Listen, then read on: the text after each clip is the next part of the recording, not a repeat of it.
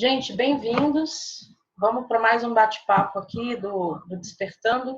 Hoje é dia 10 de junho de 2018. Eu sou a Beta Évora e a gente vai bater um papinho sobre expansão da consciência. Eu pensei a respeito do que a gente poderia conversar hoje e eu cheguei à conclusão que seria bacana se a gente voltasse ao início, né? Se a gente pudesse conversar novamente sobre as coisas do básico. Porque é muito comum lá no grupo mesmo, a gente está sempre dizendo que tudo é energia, que tudo é tudo é uma coisa só. Então, a gente está sempre enfatizando isso, mas até quanto será, até onde vai o nosso entendimento sobre essa questão do todo, né? Essa questão do tudo. Porque, eu não sei vocês, mas durante um bom tempo em que eu estava no começo dos estudos, né, da questão da expansão da consciência, eu li muito, eu pesquisei muito, eu conversei muito com muitas pessoas, eu busquei várias técnicas para me aproximar desse conhecimento, e durante um bom tempo eu realmente tive grandes dúvidas, e não é que eu não conseguia entender o que a teoria estava dizendo, basicamente a teoria da física quântica, né, que é o que resume tudo. Então, eu ainda ficava na dúvida, eu falava, gente, tudo bem, tudo é tudo, né? Nós somos partes do todo, o todo faz parte de nós, tudo é uma coisa só, somos todos um, mas isso ainda ficava patinando na minha cabeça por uma questão de... Eu acredito que a quebra do paradigma na expansão da consciência, ela é muito grande. E aí, leva-se um tempo para você conseguir abstrair a mente. No processo de expansão da consciência, se você não abstrair o seu pensamento, você não consegue dar abertura para que um conhecimento tão diferente, tão oposto daquilo que a gente vive, daquilo que a gente vê, né, possa entrar. Então, num primeiro momento, o fundamental é você ir com isenção de ânimo para qualquer assunto que se trate de expansão de consciência. É imprescindível que você tenha essa abstração, que você se... Desculpem os foguetes aí, tá tendo festa junina aqui embaixo. É aquela coisa, nossa, você entende a teoria, faz sentido, você acompanhou o raciocínio, mas ainda assim você tem dificuldade de entender como é que você vai usar isso na sua vida, né? E aí a abstração, ela é uma ferramenta fundamental. Você pode até não conseguir entender no primeiro momento, mas você tem que relaxar, porque o ego, quando ele percebe que você está entrando no processo de busca, de expansão da consciência, ele já começa a detonar o teu raciocínio, que é para você desistir, para você achar que é muito complicado, para você achar que isso daí não existe, é muito difícil fazer o que está sendo proposto. Então, existem vários gatilhos aí. Deixa eu só ver se é mais alguém aqui. Tá. Eu fiz uns 2 ou 3 convites de pessoas de fora e a gente deve ter mais umas 2 pessoas rapidinho. Deixa eu só mandar o link aqui para eles.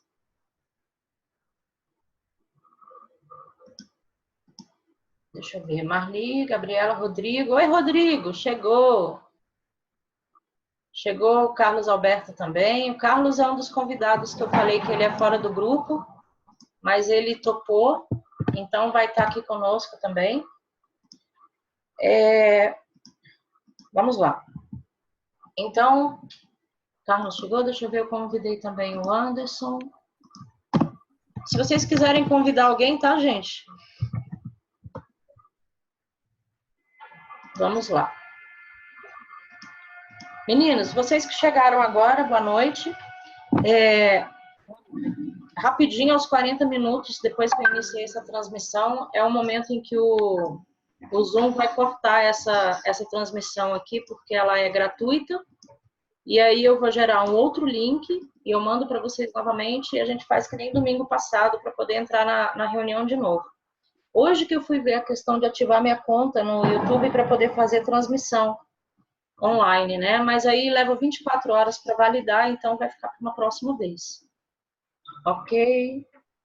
Deixa eu ver aqui, Maís, Rodrigo, vocês colocaram aqui no chat, mas não são dúvidas, né? Então vamos lá. Para vocês que chegaram agora, eu estava falando que eu imaginei o que eu poderia conversar com vocês hoje. Eu imaginei que o ideal seria que a gente falasse sobre o início, né? Então, quando a gente fala sobre expansão da consciência e a gente está falando de energia, a gente está falando que tudo é tudo, todo é tudo, nós somos o todo, todos somos nós, tudo é uma coisa só.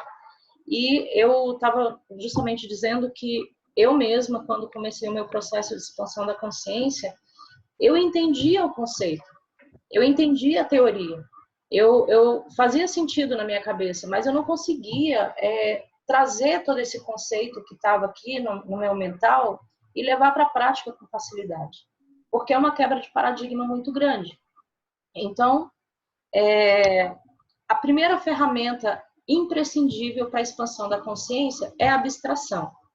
Porque se você ficar naquela mente vigilante, que você vai ficar observando tudo o tempo todo, mas será que isso é? Será que não é?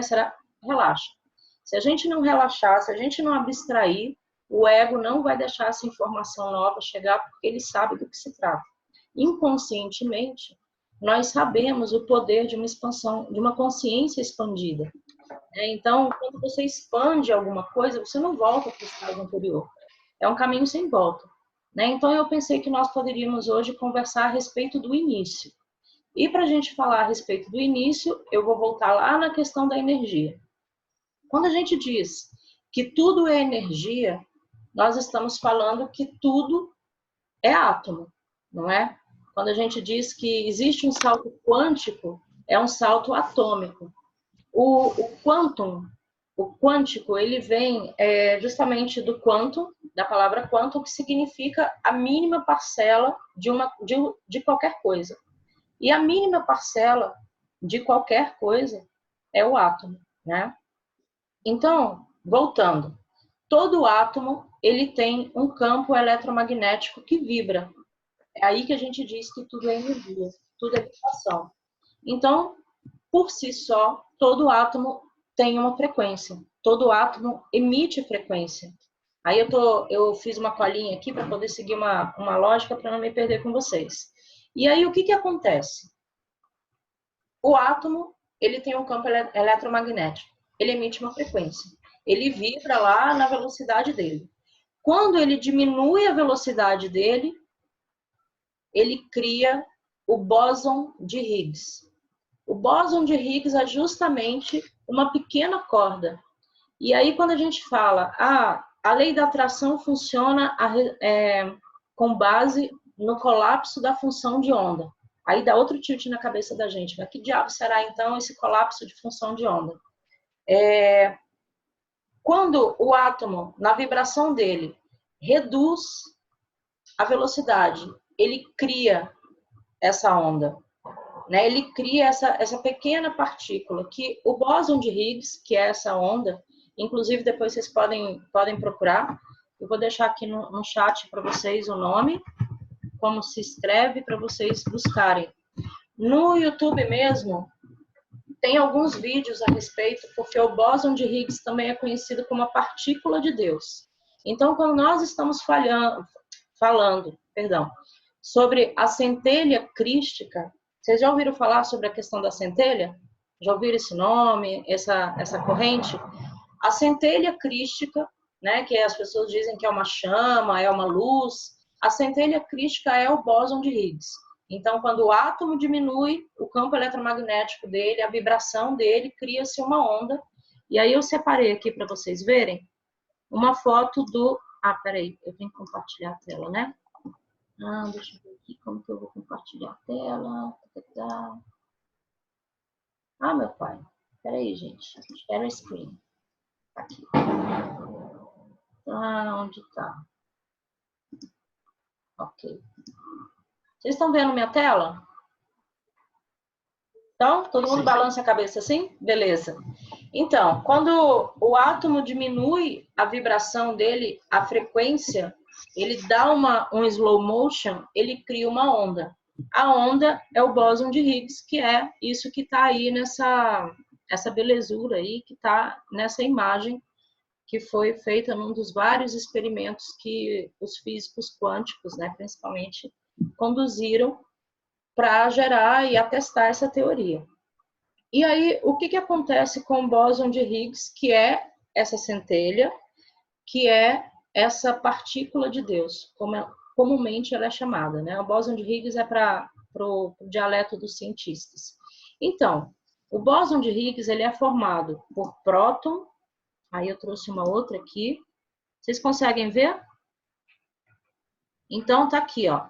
O bóson de Higgs ele é formado por próton, nêutron e elétron. E aí, o próton aqui, ele é feito de 3 quarks. Isso é só para ilustrar, tá, gente? A gente não precisa saber disso a fundo, não. Ele é feito de 3 quarks, que são feitos justamente do bóson de Higgs, ou a supercorda, que é aquela que a gente vai colapsar para poder fazer acontecer aquilo que a gente está prospectando, aquilo que a gente está mentalizando, né? Que também é proveniente do vácuo quântico. Então, de novo, tem o átomo tem o vácuo quântico dele, que é lá no final, depois que você reduz próton, elétron, depois que você reduziu quarks, depois que você foi entrando lá no fundo, no meio do átomo, existe o vácuo quântico, que é esse bóson de Higgs, que é essa onda, né, que é colapsada quando você está falando que você vai colapsar a frequência de onda, certo? Tudo bem até aí, todo mundo, beleza? Ok. Então, o que acontece com o vácuo quântico? O que é aquilo que a gente diz que é tudo? O tudo é justamente o vácuo quântico, né? Ai, meu Deus, espera aí que eu me perdi aqui com as janelas. Então, peraí, vou parar aqui de... Ok. Então, o que é o vácuo quântico? Quando a gente diz que tudo é energia, nós estamos falando do vácuo quântico. Nós estamos falando da centelha. Nós estamos falando da partícula de Deus. Nós podemos também dizer que esse vácuo quântico é aquilo que a gente diz que é o um. Ele é o todo. Ele é o uno. Então, tudo acontece nessa câmara vazia, né? Porque, na verdade, a gente diz que é vácuo e no vácuo não existe nada. Porém, especificamente, quando se trata de vácuo quântico, é exatamente ali que reside tudo. Correto? Então, o que acontece quando o átomo ele tem o campo eletromagnético? E aí eu vou dividir com vocês aqui a tela novamente. Vocês devem lembrar dessa figura que nós falamos a respeito dela no último domingo. Aqui, por exemplo, isso aqui tudo em volta é o campo eletromagnético de uma pessoa. E aí, o que acontece com o átomo? Ele também tem um campo eletromagnético. Ou seja, se ele, que é o todo, possui um campo eletromagnético, deduz-se que existe tudo com campo eletromagnético, né?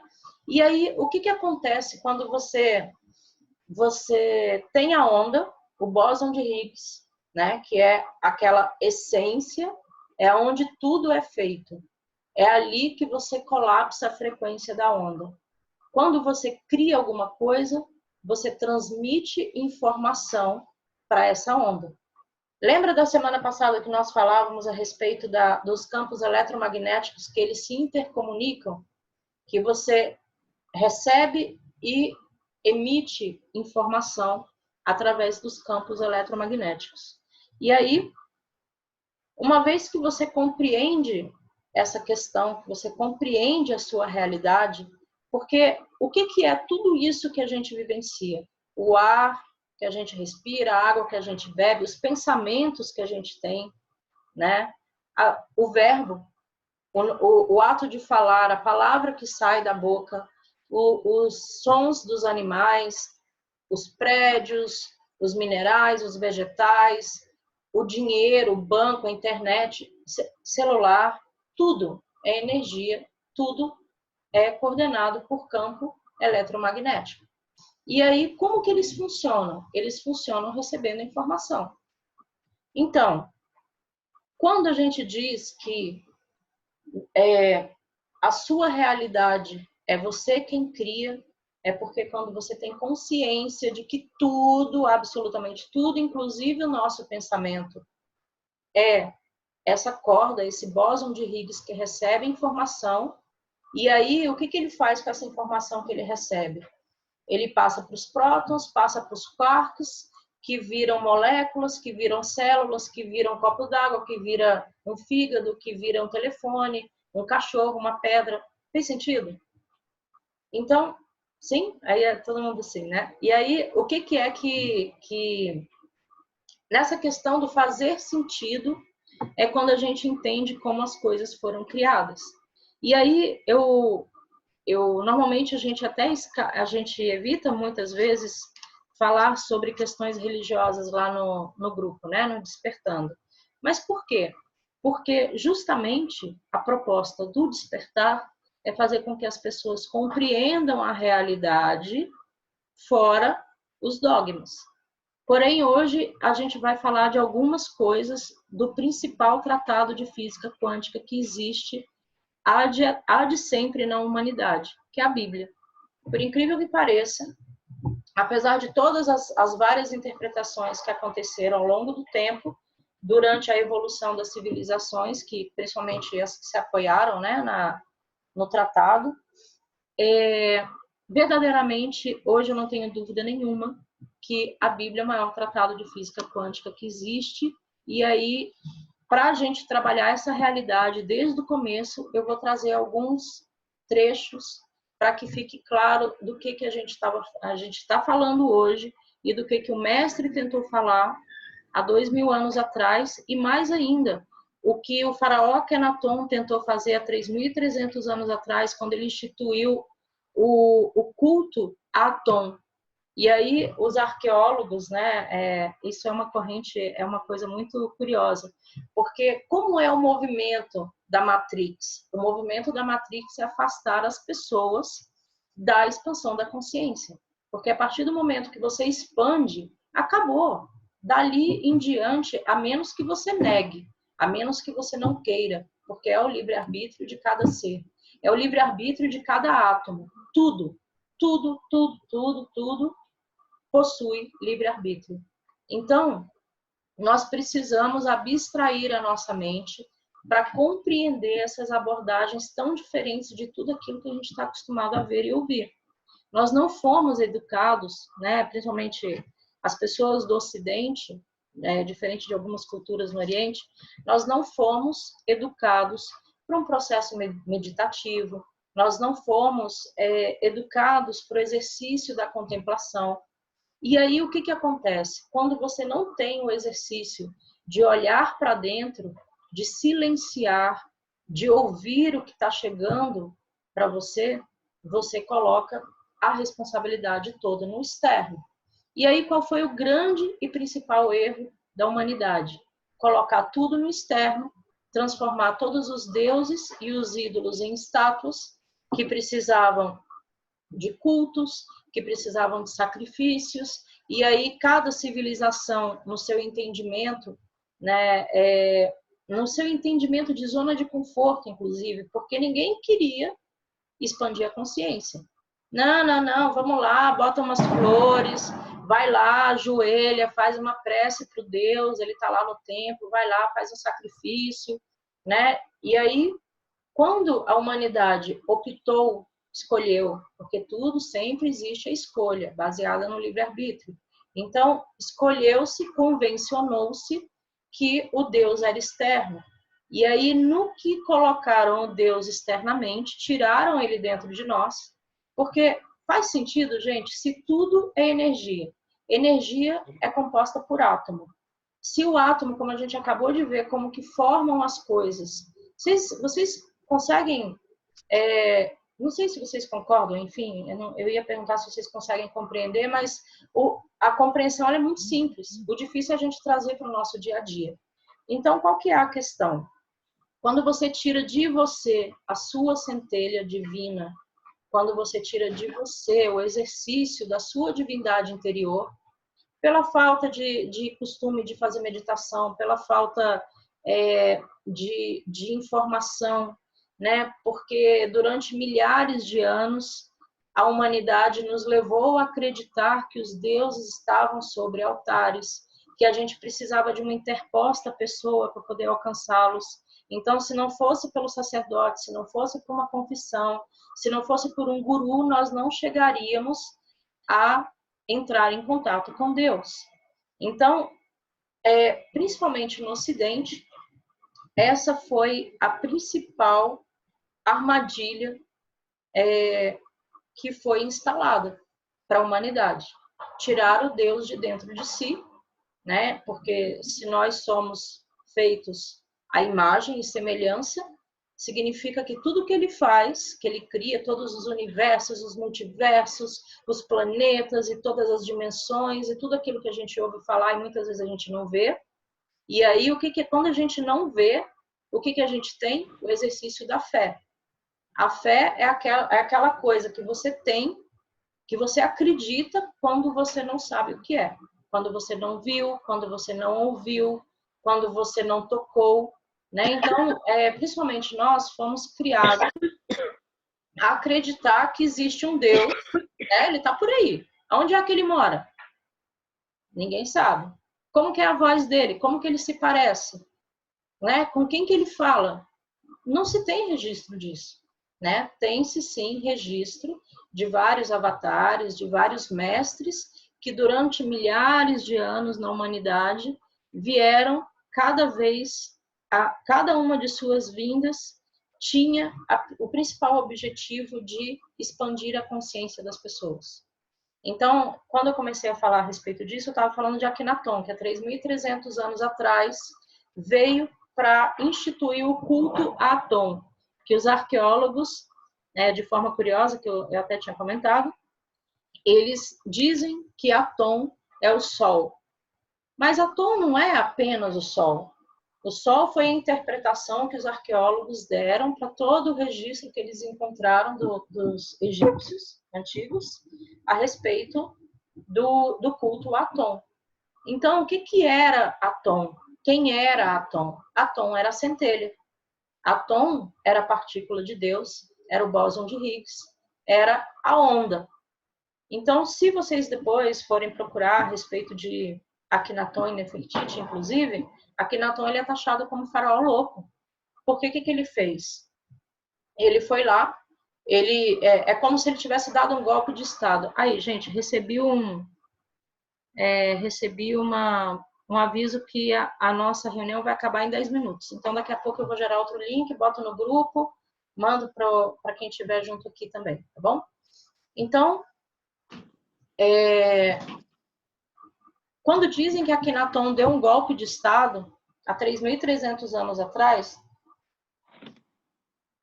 quando ele tirou a capital de Tebas, construiu uma outra capital voltada ao culto para Aton, destituindo o culto a Amon e aqueles milhares de sacerdotes que atuavam muitas das vezes, como a maioria dos sacerdotes que a gente conhece, daquele tempo até hoje, que veio manipulando todo esse sistema, todo esse dogma, por questão de poder, por questão de cobiça, e aí vem todas aquelas questões do ego, vocês já sabem do que se trata. O que fez Akhenaton naquela época? Ele migrou a cidade de Tebas, e aí ele criou uma outra cidade com culto a Aton. E o templo, naquela época, se vocês depois procurarem, a Menha, se eu não me engano, estou confusa agora, depois eu posto para vocês o nome correto da cidade, vocês podem procurar no Google, se alguém quiser procurar aí para mim, a cidade do faraó Akhenaton, só para, eu acho que é a Menha, se eu não me engano. Aí posta aqui no chat para gente. Quando ele criou aquela cidade, só o templo tinha de frente 800 metros, por quase 400 metros, e ele só tinha paredes. Ele era um templo sem nada. E aí as pessoas falaram, cara, esse faraó é maluco, ele é louco. Não, mas aquele templo era para que as pessoas se encontrassem, era para que as pessoas conversassem, era para que as pessoas tinham lugares para você acender incensos, para você meditar. Era um lugar, aquele templo era um lugar específico para você ouvir a voz do Deus interior. E aí, depois aconteceu tudo, que ele veio com a missão de começar a trazer a noção do átomo, a noção da onda, a noção do bóson de Higgs, do né, da centelha, chamado de átomo, que depois acabou sendo interpretado como o Sol. Mas o Sol também é átomo, né? Ele também foi feito. Hã? Oi, também? Você viu o carregador? Então, quando o Akhenaton assumiu a missão de começar a trazer essa ideia, ele foi assassinado, né? E deixa eu ver aqui, o que vocês mandaram no chat? Ah, tá, a grande casa. Então, André, você mandou aí o link, provavelmente tem a imagem das ruínas da cidade construída por Akhenaton, e vocês podem ver o tamanho do templo que foi construído. E aí, então, ele foi assassinado da mesma forma que aconteceu há 2000 anos atrás, com outro mestre, né, que foi Jesus, que veio justamente para trazer a ideia da física quântica, que hoje é assim que a gente chama, né? Lá atrás, o que ele teve que dizer? Parábolas. Aqui, hoje, a gente tem a oportunidade de nos reunirmos e conversarmos, trocarmos ideias a respeito das leis da física quântica, que também é a mesma coisa. Então, quando nós estamos falando de física quântica, nós estamos falando da realidade do mundo, da realidade do universo, ainda que os dogmáticos não concordem, não gostem, e por mais que a gente tente trabalhar essa ideia, a gente é muito combatido, né? Então, assim, qual que é a primeira resposta que você obtém quando você se encanta com a possibilidade da expansão da consciência? Porque também tem uma coisa, se você não fica impactado, se não acontece o encantamento interior, a surpresa, assim, de ver essa maravilha toda, é porque você não entendeu. Porque a partir do momento que você começa a ler, a interpretar, buscar, e você vai ficando assustado, você vai ficando impressionado, e você vai ficando, assim, ávido por saber mais, é porque você entendeu o que estava ali. Como na antiguidade não existia, né, leis cientistas da forma como existem hoje, as leis da física quântica que eu estou dizendo, tudo era dito por parábolas, porque você tinha que criar um método, um sistema para poder falar disso para as pessoas na coerência do diálogo que poderia existir naquela época, né? Então, gente, eu acho que eu vou criar logo outro link. Vocês se importam? Vamos lá, então? Eu vou copiar aqui. Eu vou postar lá no grupo. E aí a gente tem aqui também o Carlos e o Anderson. Eu vou mandar para eles. E a gente já se encontra, tá? Desculpa, mas a cada 40 minutos a gente vai ter que fazer isso mesmo. Beijão. Já voltamos.